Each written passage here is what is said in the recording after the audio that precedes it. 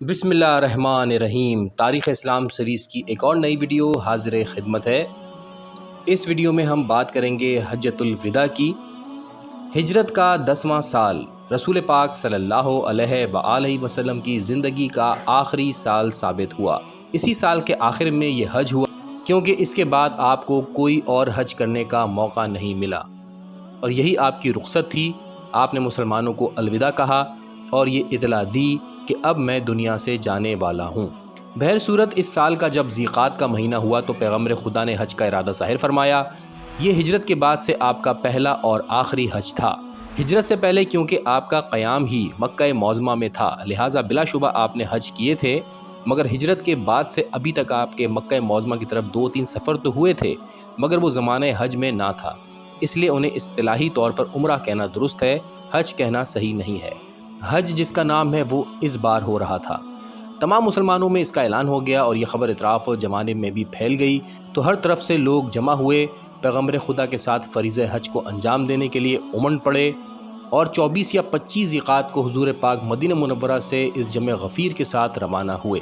ادھر حضرت علی یمن سے واپس نہیں آئے تھے، وہیں آپ کو حضور کے منصوبہ حج کی اطلاع ملی تو آپ براہ راست وہاں سے قربانی کے جانوروں کو ساتھ لے کر آپ سے آ ملے۔ جب حضور پاک مکہ میں پہنچے اور طواف اور سعی فرما چکے تو حکم الہی اترا، وَأَتِمُّ الْحَجَّ وَالْعُمْرَةَ اللَّهِ۔ اس آیت سے حج تمتع کا قانون نافذ ہوا اور حضور نے اعلان فرمایا، بس اب آج سے عمرہ حج کا جز بن گیا۔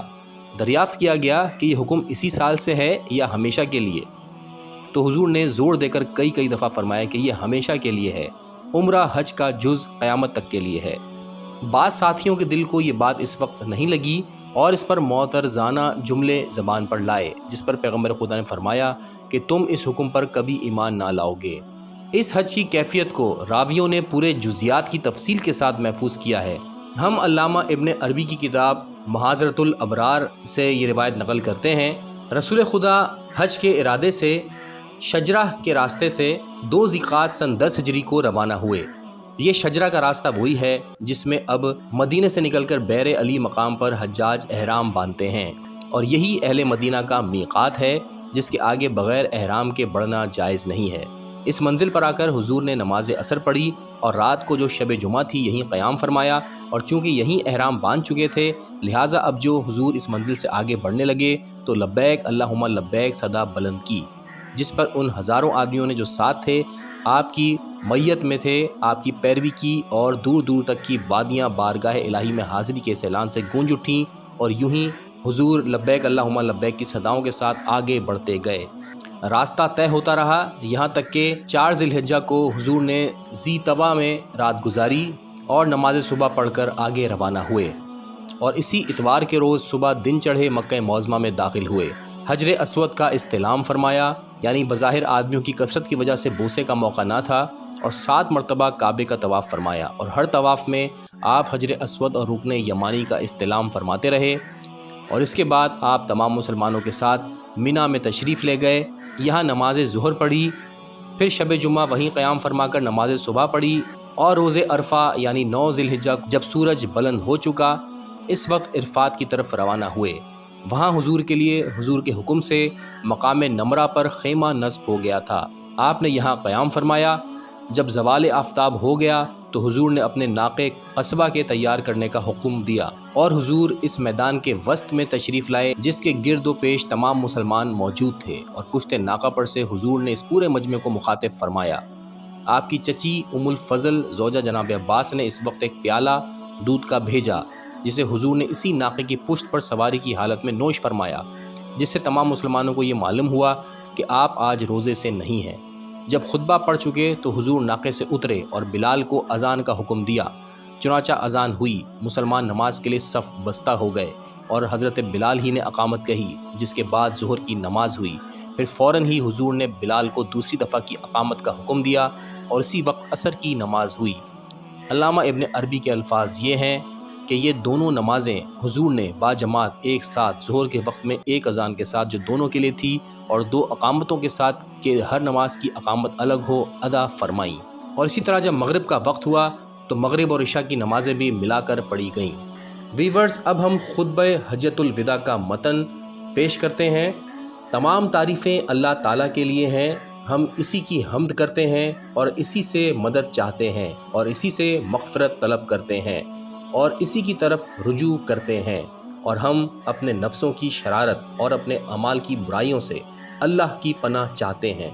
جس کو اللہ تعالیٰ ہدایت دے اسے کوئی گمراہ نہیں کر سکتا، اور جس کو وہ گمراہ کرے اس کو کوئی ہدایت دینے والا نہیں۔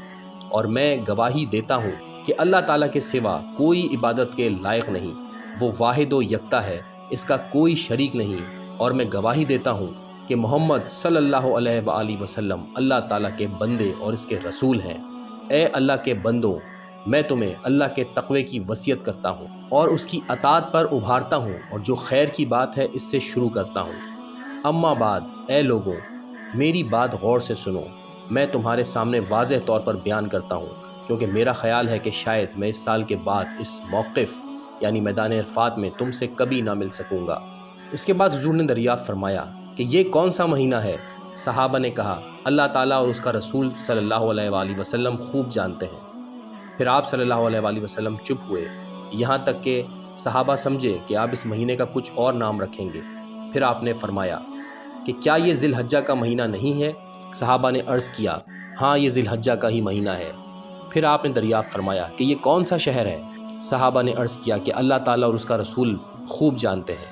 پھر آپ نے دریافت فرمایا کہ یہ کون سا شہر ہے؟ ہم نے عرض کیا، اللہ تعالیٰ اور اس کا رسول بہتر جانتے ہیں۔ پھر آپ خاموش ہو گئے، یہاں تک کہ ہم سمجھے کہ آپ اس شہر کا کوئی اور نام رکھنے والے ہیں۔ پھر آپ نے فرمایا، کیا یہ مکہ شہر نہیں ہے؟ صحابہ نے عرض کیا، ہاں۔ پھر آپ نے فرمایا کہ یہ کون سا دن ہے؟ صحابہ کہتے ہیں کہ ہم نے عرض کیا کہ اللہ تعالیٰ اور اس کا رسول خوب جانتے ہیں۔ حضور خاموش ہوئے، اور یہاں تک کہ صحابہ سمجھے کہ آپ اس دن کا کوئی اور نام رکھیں گے، لیکن حضور نے فرمایا کہ کیا یہ یوم النحر نہیں ہے؟ صحابہ نے عرض کیا، ہاں یا رسول اللہ۔ حضور نے فرمایا کہ بس تمہاری جانیں اور تمہارے اموال اور تمہاری عزتیں تم پر اسی طرح حرام ہیں جس طرح یہ دن اس شہر میں اس مہینے میں حرام ہے، اور ان قریب تم اپنے پروردگار سے ملو گے، پھر وہ تم سے تمہارے اعمال کے بارے میں پوچھے گا۔ بس میرے بعد تم گمراہ نہ ہو جانا کہ ایک دوسرے کی گردنیں مارنے لگو۔ خبردار، جو لوگ حاضر ہیں وہ یہ حکم غائب دوسروں کو پہنچا دیں، شاید وہ شخص جس کو یہ حکم پہنچایا جائے گا اس وقت سننے والے سے زیادہ یاد رکھنے والا ہو۔ پھر فرمایا کہ دیکھو، کیا میں نے اللہ کا حکم پہنچا دیا؟ پھر آپ نے فرمایا، لوگوں میری حیات بخش باتیں سنو، دیکھو ظلم سے دور رہنا، دیکھو ظلم سے بچتے رہنا، دیکھو کسی پر ظلم نہ کرنا، بے شک کسی مسلمان کا مال حلال نہیں جب تک کہ وہ اپنی مرضی اور خوش دلی سے تمہیں نہ دے۔ آگاہ ہو جاؤ، بلا شبہ جاہلیت کا ہر خون اور مال اور منصب و عہدہ قیامت تک کے لیے میرے دونوں قدموں کے نیچے پامال ہے، اور وہ پہلا خون جو میں اپنے خونوں میں سے معاف کرتا ہوں وہ ربیعہ بن حارث بن عبد المطلب کا ہے، جو بنی لیس میں دودھ پیتا تھا، پھر اس کو حزیل نے قتل کر دیا تھا۔ آگاہ ہو جاؤ، جاہلیت کے تمام سود ختم کیے جاتے ہیں، اور بے شک اللہ تعالیٰ عز و جل نے اس کا فیصلہ فرما دیا ہے۔ سب سے پہلا سود جو ختم کیا جاتا ہے وہ عباس بن عبد المطلب کا سود ہے۔ سود کی رقم کے علاوہ اصل مال تمہارا حق ہے، نہ تم ظلم کرو گے اور نہ تم پر ظلم کیا جائے گا۔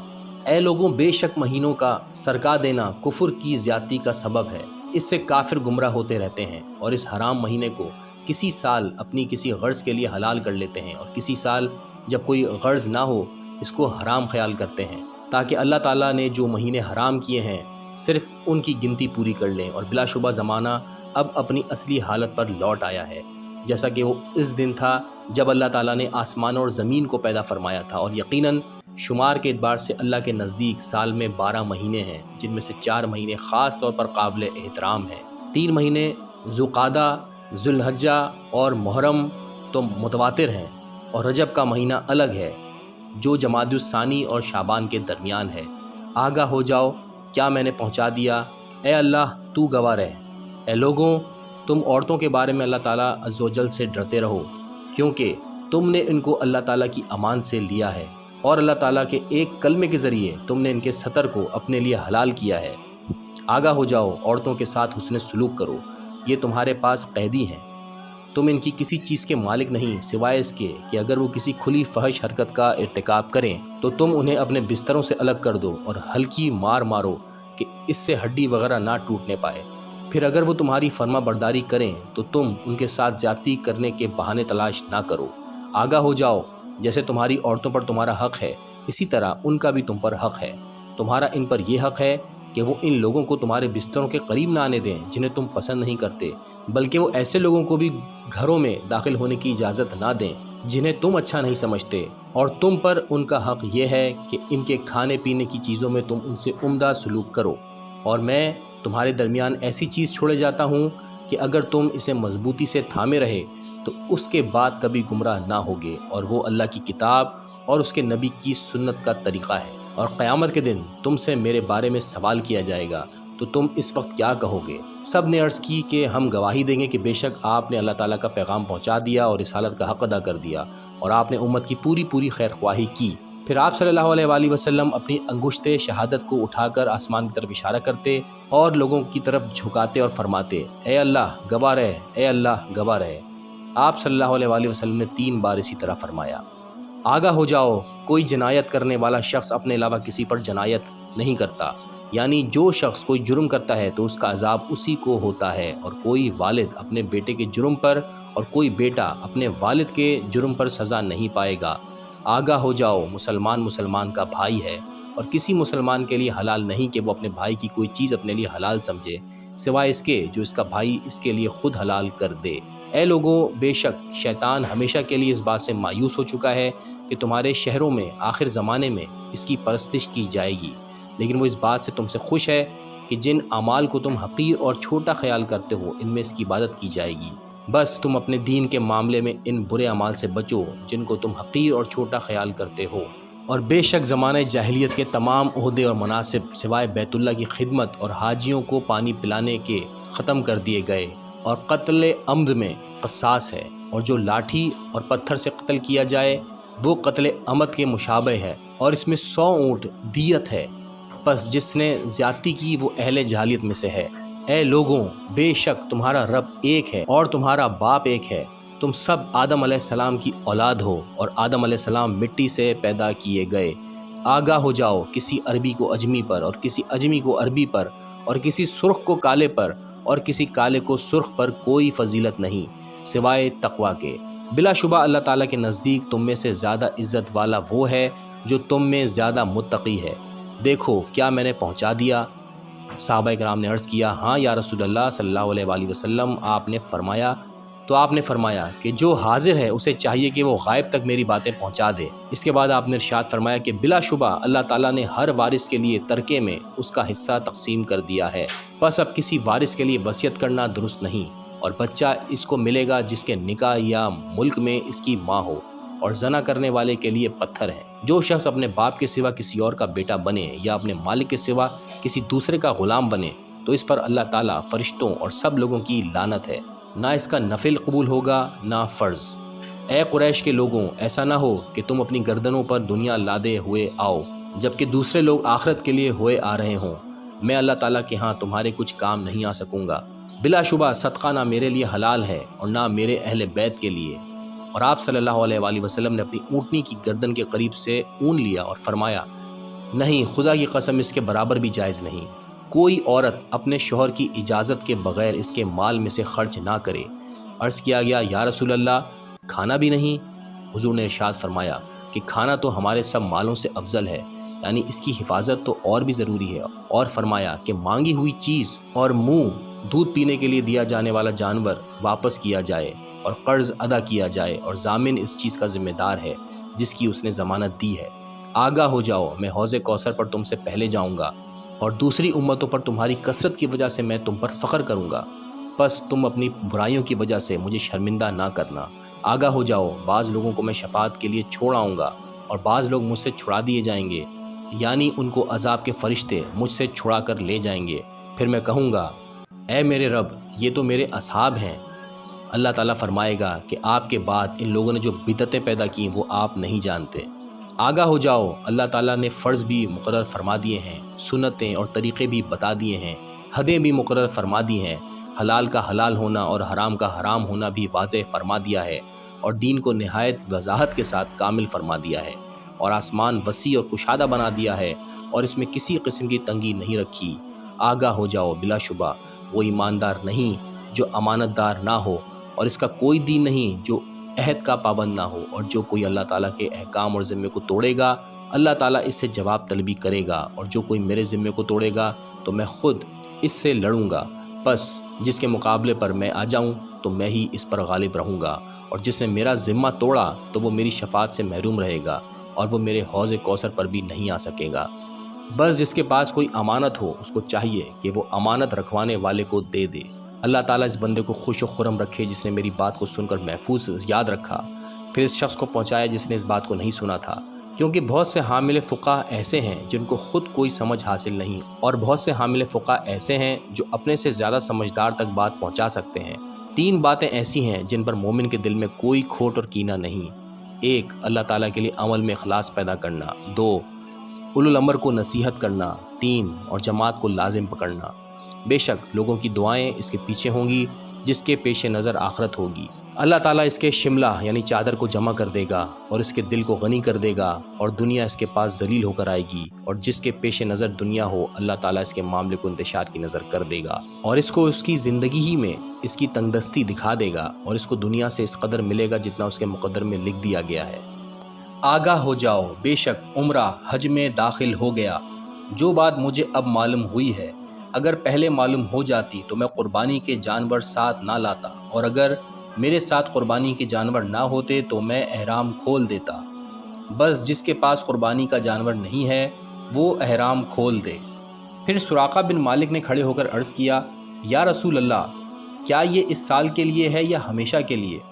حضور نے فرمایا، نہیں، یہ ہمیشہ کے لیے ہے۔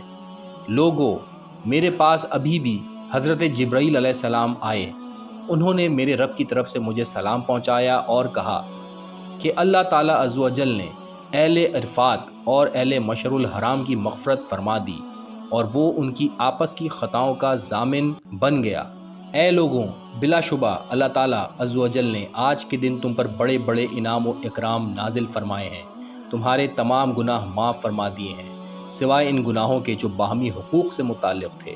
اس نے تمہارے نیک لوگوں کی سفارش سے بد لوگوں کو بھی بخش دیا ہے، اور نیک لوگوں کو اس نے وہ سب کچھ عطا فرما دیا جو انہوں نے مانگا تھا۔ اب اللہ کا نام لے کر مزدلفہ کی طرف لوٹو۔ پھر جب سب لوگ مزدلفہ میں جمع ہو گئے تو حضور نے ارشاد فرمایا، بے شک اللہ تعالیٰ عز و جل نے تم میں سے نیک لوگوں کو بخش دیا ہے اور بد لوگوں کے بارے میں ان کی سفارش قبول فرما لی۔ اللہ تعالیٰ کی رحمت نازل ہوئی اور اس نے سب کو ڈھانپ لیا۔ پھر مغفرت و رحمت زمین پر پھیل گئی۔ پھر ہر اس توبہ کرنے والے کی بخشش ہو گئی جس نے اپنی زبان اور اپنے ہاتھوں کی حفاظت کر لی، یعنی وہ اپنی زبان اور ہاتھ سے کوئی خلاف شرع حرکت نہ کرے۔ اور ابلیس اور اس کا لشکر عرفات کے ان پہاڑوں پر کھڑے ہوئے اللہ تعالیٰ کی مہربانیوں کو دیکھتے رہے۔ پھر جب یہ عام رحمت نازل ہوئی تو ابلیس اور اس کے لشکر نے اپنے سر پیٹ لیے اور ہائے دہائی کرنے لگے۔ مسلمان وہ ہے جس کی زبان اور ہاتھ سے لوگ محفوظ رہیں، اور مومن وہ ہے جس سے لوگ اپنے مال اور اپنی جانوں پر امان پائیں، اور مہاجر وہ ہے جو خطائیں اور گناہ چھوڑ دے، اور مجاہد وہ ہے جو اللہ کی اطاعت میں اپنے نفس سے مجاہدہ کرے۔ آگاہ ہو جاؤ، بلا شبہ عمرہ اور خلفاء قریش میں سے ہی ہیں۔ آگاہ ہو جاؤ، بلا شبہ عمرہ اور خلفاء قریش میں سے ہی ہیں، جب تک کہ 3 باتوں کو قائم رکھیں۔ نمبر 1، حکم میں عدل کرتے رہیں۔ نمبر 2، وعدے پورے کرتے رہیں۔ نمبر 3، اور رحم کی درخواست کرنے والوں پر رحم کرتے رہیں۔ پھر ان میں سے جو کوئی ایسا نہ کرے تو اس پر اللہ تعالیٰ کی لعنت ہے، اور فرشتوں کی اور سب لوگوں کی لعنت ہے۔ اے لوگو، اللہ سے ڈرو، اور اگر کسی حبشی کو بھی تمہارا امیر بنا دیا جائے جو اگرچہ کن کٹا ہی ہو تو تم اس کی بات سنو اور اطاعت کرو، بشرطے کہ وہ اللہ تعالیٰ کی کتاب کے مطابق احکام جاری کرے۔ حج تو عرفے کا حج ہے۔ جو شخص فجر کی نماز سے پہلے رات کو عرفات میں آ گیا اس کا حج پورا ہو گیا۔ منی کے 3 دن ہیں، پس جو 2 دن میں جلدی کرے یعنی 2 دن کے بعد منی سے چلا جائے تو اس پر کوئی گناہ نہیں، اور جو تاخیر کرے یعنی 2 دن سے زیادہ 3 یا 4 دن ٹھہرے اس پر بھی کوئی گناہ نہیں۔ اس کے بعد آپ نے ارشاد فرمایا کہ اللہ تعالیٰ نے کوئی نبی ایسا نہیں بھیجا جس نے اپنی امت کو دجال سے نہ ڈرایا ہو۔ نوح علیہ السلام نے بھی اپنی امت کو خبردار کیا تھا، اور ان کے بعد دوسرے انبیاء علیہم السلام نے بھی اپنی اپنی امتوں کو خبردار کیا، سوائے اس بات کے جو ان انبیاء پر دجال کے بارے میں مخفی تھی۔ بس تم پر ہرگز یہ مخفی نہ رہے کہ تمہارا رب کانا نہیں۔ اے لوگوں، علم حاصل کرو، قبل اس کے کہ وہ قبض کیا جائے اور قبل اس کے کہ وہ علم اٹھا لیا جائے۔ اور اللہ تعالیٰ عز و جل نے نازل فرمایا ہے، اے ایمان والوں، ایسی باتیں نہ پوچھو کہ اگر وہ تم پر ظاہر کر دی جائیں تو تمہیں ناگواری ہو، اور اگر تم قرآن کے نازل ہوتے وقت ان کو پوچھو گے تو تم پر ظاہر کر دی جائیں گی۔ گزشتہ سوالات اللہ تعالیٰ نے معاف فرما دیے، اور اللہ تعالیٰ بخشنے والا اور حلم والا ہے۔ آگاہ ہو جاؤ، اور علم کا جانا یہ ہے کہ اس کے اٹھانے والے چلے جائیں۔ آپ نے یہ 3 مرتبہ فرمایا۔ آگاہ ہو جاؤ، بے شک وہ 4 چیزیں ہیں جن سے بچنا ضروری ہے۔ پہلا، اللہ تعالیٰ کے ساتھ کسی کو شریک نہ کرو۔ دوسرا، کسی کو ناحق قتل نہ کرو۔ تیسرا، اور زنا نہ کرو۔ اور چوتھا، چوری نہ کرو۔ اے لوگوں، تم اپنے حج کا طریقہ مجھ سے سیکھ لو، کیونکہ شاید میں اس سال کے بعد حج نہ کر سکوں۔ اے لوگوں، میرے بعد کوئی نبی نہیں اور نہ تمہارے بعد کوئی امت آئے گی، بس تم اپنے رب کی عبادت کرو اور اپنی 5 نمازوں کو قائم کرو، اپنے ماہ رمضان کے روزے رکھو اور اپنے حاکموں کی اطاعت کرو، پھر تم اپنے رب کی جنت میں داخل ہو جاؤ گے۔ تم اپنے ماتحتوں اور غلاموں کا خیال رکھو، اپنے کھانے میں سے انہیں بھی کھلاؤ، اپنے لباس میں سے انہیں بھی پہناؤ۔ اگر ان سے کوئی ایسی خطا سرزد ہو جائے کہ تم اس سے درگزر نہیں کرنا چاہتے تو انہیں بیچ دو، لیکن خدا کے ان بندوں کو عذاب مت دو۔ آپ نے ارشاد فرمایا کہ اللہ تعالیٰ کے راستے میں شام کو نکلنا دنیا اور ان تمام چیزوں سے بہتر ہے جو اس پر ہیں، اور اللہ تعالیٰ کی راہ میں صبح کو نکلنا دنیا اور ان تمام چیزوں سے بہتر ہے جو اس پر ہیں۔ بلا شبہ مومن کی عزت، مال اور جان دوسرے مومن پر اسی طرح حرام ہے جیسے آج کے دن کی حرمت۔ اے لوگوں، عطیہ اور انعام اس وقت تک لو جب تک کہ وہ انعام کی حیثیت میں رہیں، اور انعام یہ صورت اختیار کر لیں کہ وہ دین کے عوض ملنے لگیں تو ان کو چھوڑ دینا۔ بے شک اللہ تعالیٰ کے دوست نماز پڑھنے والے ہیں، اور جو لوگ 5 فرض نمازیں پابندی سے ادا کرتے ہیں اور طلب ثواب کے لیے رمضان کے روزے رکھتے ہیں اور اجر و ثواب کی طلب میں خوشی سے زکوٰۃ ادا کرتے ہیں اور ان کبیرہ گناہوں سے باز رہتے ہیں جن سے اللہ تعالیٰ نے روک دیا ہے۔ یہاں پر ایک شخص نے عرض کی، یا رسول اللہ، گناہ کبیرہ کتنے ہیں؟ حضور نے فرمایا کہ کبیرہ گناہ 9 ہیں، ان میں سے سب سے بڑا تو اللہ تعالیٰ کے ساتھ شرک کرنا ہے، دوسرا کسی مومن کو ناحق قتل کر دینا، تیسرا میدان جہاد سے فرار ہونا، چوتھا پاک دامن عورتوں پر تہمت لگانا، پانچواں جادو کرنا، چھٹا یتیم کا مال کھانا، ساتواں سود کھانا، آٹھواں مسلمان والدین کی نافرمانی کرنا، نواں بیت اللہ کی عزت نہ کرنا جو تمہارا قبلہ ہے، زندگی میں بھی اور مرنے کے بعد بھی۔ جو شخص ان کبیرہ گناہوں سے پرہیز کرے اور نماز قائم کرے اور زکوٰۃ ادا کرے، وہ جنت میں جس دروازے کے پٹ سونے کے ہوں گے ضرور محمد صلی اللہ علیہ وآلہ وسلم کے ساتھ ہوگا۔ اے لوگوں، اونٹوں کے بھگانے اور گھوڑوں کے دوڑانے میں نیکی نہیں، بلکہ اپنی سواریوں کو درمیانی چال سے لے جاؤ، ضعیفوں کمزوروں کا خیال رکھو اور کسی مسلمان کو تکلیف نہ پہنچاؤ۔ بے شک اہل جاہلیت عرفات سے اس وقت لوٹا کرتے تھے جب سورج ڈوبنے کے قریب ہو جایا کرتا تھا، گویا کہ وہ لوگوں کے امامے ہیں۔ آفتاب کی کرنیں جو لوگوں کے چہروں پر پڑتی تھیں ان کو امامے سے تشبیہ دی، اور مزدلفہ سے اس وقت لوٹتے تھے جب سورج طلوع ہو جائے اور اسی حالت میں آ جائے گویا کہ وہ لوگوں کے امامے ہیں، اور ہم اس وقت تک عرفات سے نہیں لوٹیں گے جب تک کہ سورج غروب نہ ہو جائے، اور مزدلفہ سے ہماری واپسی سورج نکلنے سے پہلے ہوگی۔ ہمارا طریقہ بت پرستوں اور مشرکوں کے طریقے کے خلاف ہے۔ تم میں سے جس کے ساتھ ہدی یعنی قربانی کا جانور نہ ہو اور وہ یہ چاہتا ہو کہ اپنے احرام کو صرف عمرے کا احرام بنا لے تو اسے ایسا کر لینا چاہیے، مگر جس کے ساتھ ہدی ہے وہ ایسا نہ کرے۔ اے لوگوں، کیا میں تمہیں قیامت کی نشانیاں نہ بتاؤں؟ پس حضرت سلمان فارسی کھڑے ہوئے اور عرض کی، میرے ماں باپ آپ پر قربان، یا رسول اللہ صلی اللہ علیہ وآلہ وسلم، آپ ہمیں قیامت کی نشانیاں بتائیں۔ حضور نے فرمایا کہ قیامت کی نشانیوں میں سے یہ ہے کہ نمازوں کا ضائع کرنا، خواہشات کی طرف مائل ہونا، مالداروں کی تعظیم کرنا۔ یہ سن کر حضرت سلیمان نے تعجب سے پوچھا کہ یا رسول اللہ، کیا ایسا ہی ہوگا؟ حضور نے ارشاد فرمایا، ہاں، خدا کی قسم ایسا ہو کر رہے گا۔ اے سلمان، اس وقت زکوٰۃ کو تاوان سمجھا جانے لگے گا اور مال غنیمت اپنی دولت تصور کی جائے گی، اور جھوٹے آدمی کو سچا سمجھا جانے لگے گا اور سچے کو جھوٹا کہا جائے گا۔ خیانت کرنے والے امین مشہور ہوں گے اور امین خائن سمجھے جائیں گے، اور رویزہ لوگوں کے کاموں میں رائے دینے لگیں گے۔ لوگوں نے عرض کیا، یا رسول اللہ، رویزہ کسے کہتے ہیں؟ آپ نے فرمایا کہ ایسا کمینہ اور رذیل شخص جس سے لوگ بات کرنا بھی پسند نہ کریں۔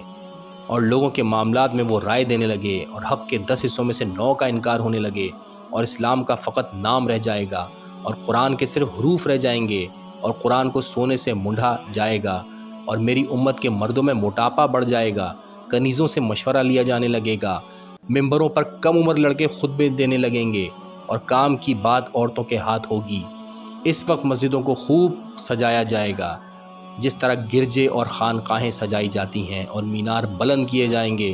نمازیوں کی صفیں تو زیادہ ہوں گی مگر ان کے دل، زبان اور خیالات مختلف ہوں گے۔ حضرت سلمان فارسی نے پھر متعجب ہو کر دریافت کیا کہ یا رسول اللہ، کیا واقعی ایسا ہوگا؟ آپ نے فرمایا ہاں، اس ذات کی قسم جس کے ہاتھ میں محمد صلی اللہ علیہ وآلہ وسلم کی جان ہے، یہی ہوگا۔ اے سلمان، اس وقت مومن ان کی نگاہوں میں کنی سے بھی زیادہ ذلیل ہوگا اور دل ہی دل میں بے چتاب کھا کر گھلتا رہے گا جس طرح نمک پانی میں گھلتا ہے، کیونکہ وہ نافرمانیوں کو دیکھتا ہے اور ان کی اصلاح کی طاقت نہیں رکھتا۔ مرد مردوں میں شہوت رانی کرنے لگیں گے اور عورتیں آپس میں مشغول ہو جائیں گی۔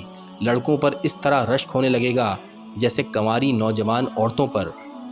پھر اس وقت اے سلمان، فاسق لوگ امام بن بیٹھیں گے، ان کے وزیر بد کردار ہوں گے، امین لوگ خیانت کرنے لگیں گے، نمازیں ضائع کر دی جائیں گی، خواہشات نفسانی کی پیروی کی جانے لگے گی۔ بس اگر تم ایسے وقت اور حالات کو پاؤ تو تم نماز کو وقت پر پڑھ لیا کرو۔ اس وقت اے سلمان، مشرق و مغرب سے لوگ آئیں گے، ان کے جسم تو انسانی ہوں گے مگر ان کے دل شیطانی ہوں گے۔ وہ نہ چھوٹوں پر رحم کریں گے اور نہ بڑوں کی عزت کریں گے۔ اس وقت اے سلمان، لوگ اس بیت الحرام کا حج تو کریں گے مگر بادشاہ تو سیر و تفریح کے طور پر حج کریں گے اور مالدار لوگ تجارتی اغراض کے لیے اور مسکین لوگ بھیک مانگنے کے لیے حج کریں گے اور قاری ریاکاری اور دکھاوے کے لیے حج کریں گے۔